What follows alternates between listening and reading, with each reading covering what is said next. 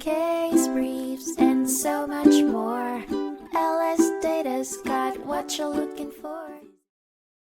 In 1967, the Texas Courts of Civil Appeals heard the case of Garza v. Greyhound Lines, Inc., which centered on the principle that the law of the place where an injury occurred determined the rights of the parties involved in a personal injury lawsuit.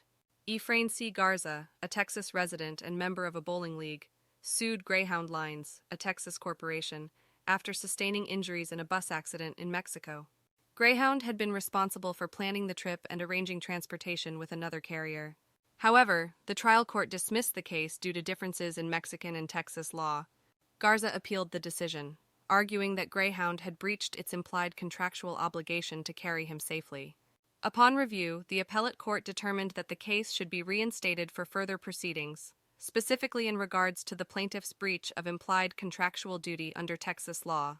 The court emphasized that there was no trend away from applying the law of the place where the tort occurred to determine substantive rights in personal injury cases. Case briefs, and so much more. LSData's got what you're looking for. Visit lsd.law, elevate your mind. Leave the stress of class.